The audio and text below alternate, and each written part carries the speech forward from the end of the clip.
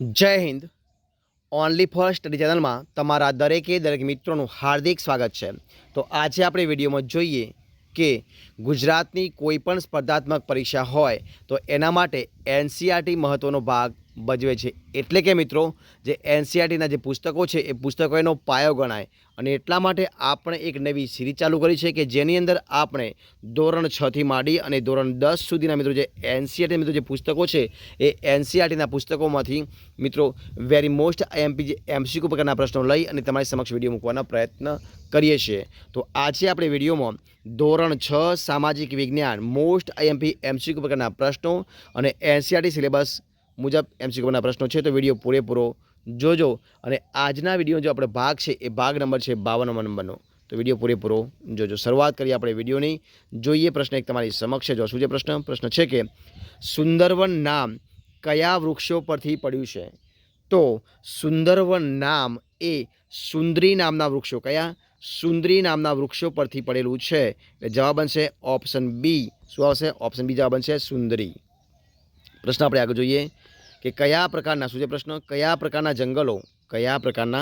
જંગલો ઓછા વરસાદવાળા પ્રદેશમાં જોવા મળે છે? તો સૂકા જોખરાવાળા જંગલો. કયા?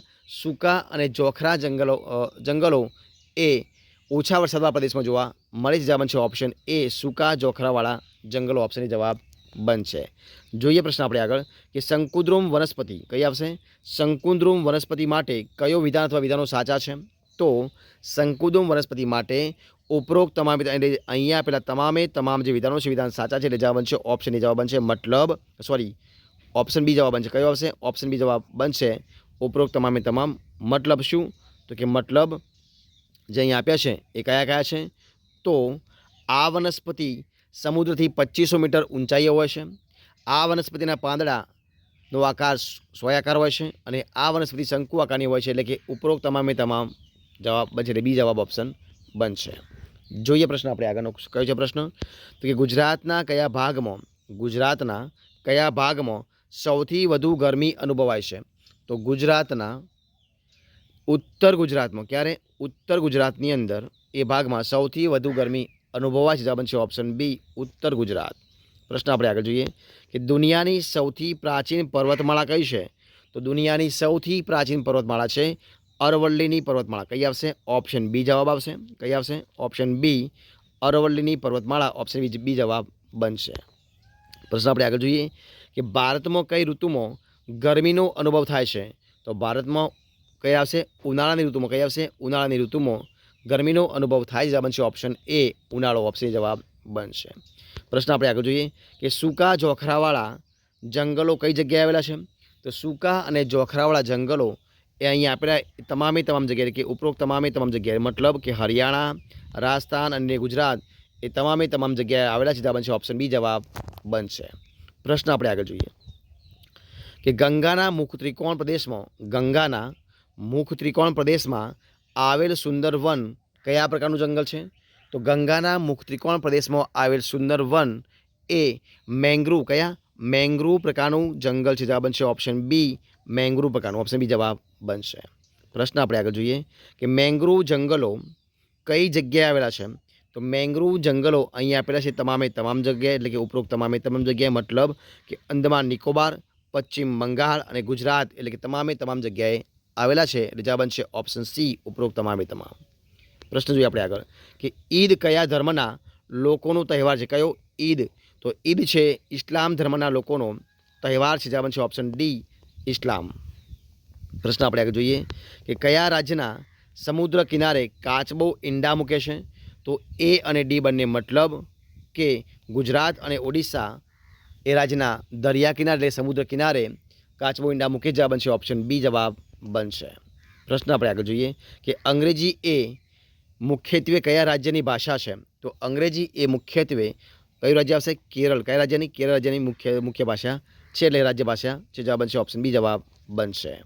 પ્રશ્ન જોઈએ આપણે આગળ કે જો આપણે શું છે પ્રશ્ન? કે જો આપણે એક રાષ્ટ્રના રૂપમાં જીવિત રહીશું, એટલે કે રહેવું હશે, તો આપણે સૌએ રાષ્ટ્રીય એકતાની આવશ્યકતા સ્વીકારવી જ પડશે. અને આ વિધાન કોણે કહ્યું છે? તો આ વિધાન ડૉક્ટર રાધાકૃષ્ણ. કોને? ડૉક્ટર રાધાકૃષ્ણને કહ્યું છે. જવાબ બનશે ઓપ્શન બી જવાબ બનશે ડૉક્ટર રાધાકૃષ્ણન. પ્રશ્ન આપણે આગળ જોઈએ કે ભરતનાટ્યમ કયા રાજ્યનું જાણીતું નૃત્ય છે? તો ભરતનાટ્યમ એ તમિલનાડુ. કયા આવશે? તમિલનાડુ રાજ્યનું જાણીતું નૃત્ય જવાબ બનશે option D, Tamil Nadu. Option D જવાબ બનશે. પ્રશ્ન આગળ જોઈએ આપણે કે ભારતમાં પ્રારંભિક સમાજ રચના શેને આધારિત છે? તો ભારતમાં પ્રારંભિક સમાજ રચના એ વ્યવસાયને આધારે. શેને આધારે? વ્યવસાયને આધારિત. જવાબ બનશે ઓપ્શન એ, વ્યવસાયના આધારે. ઓપ્શન એ જવાબ બનશે.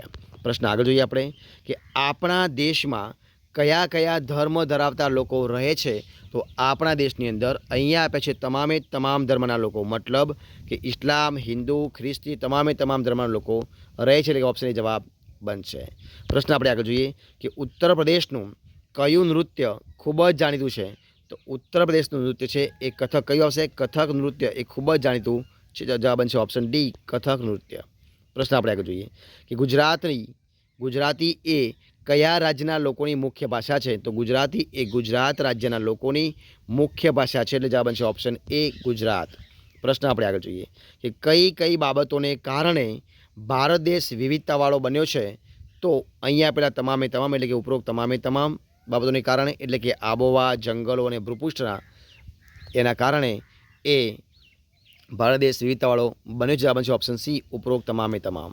પ્રશ્ન આપણે આગળ જોઈએ કે પંજાબી એ કયા રાજ્યના લોકોની મુખ્ય ભાષા છે? તો પંજાબી એ પંજાબ રાજ્યના. કયા? પંજાબ રાજ્યના લોકોની મુખ્ય ભાષા. જવાબ બનશે option A, Punjabi. Option A જવાબ બનશે. તો મિત્રો અહીંયા જે તમારી સમક્ષ આપેલા જે આપણે ડેલી આપણે 20 પ્રશ્નોનો વિડીયો બનાવીએ છીએ એ વિડીયો અહીંયા આપણે સંપૂર્ણપણે પૂરો કરીએ છીએ. જો તમને વિડીયો ગમ્યો હોય, પસંદ આવ્યો હોય, યુઝફુલ લાગ્યો હોય તો એને લાઇક કરો, કોમેન્ટ કરો, તમારા મિત્રોને વિડીયો શેર કરો અને છેલ્લે ચેનલમાં નવા હોય, ચેનલ સબસ્ક્રાઈબ ન કરી હોય તો ઓનલી ફોર સ્ટડી ચેનલને સબસ્ક્રાઈબ કરવા માટે વિનંતી છે. મારા વિડીયોને પહેલાંથી અંત સુધી જોવા માટે તમારા દરેક મિત્રોનો હું દિલથી ખૂબ ખૂબ આભાર માનું છું. આપણે ફરી મળીશું એક નવા વિડીયો સાથે, નવા ટોપિક સાથે. ત્યાં સુધી બની રહો. જય હિન્દ, જય ભારત, જય જય ગરવી ગુજરાત. Best of luck.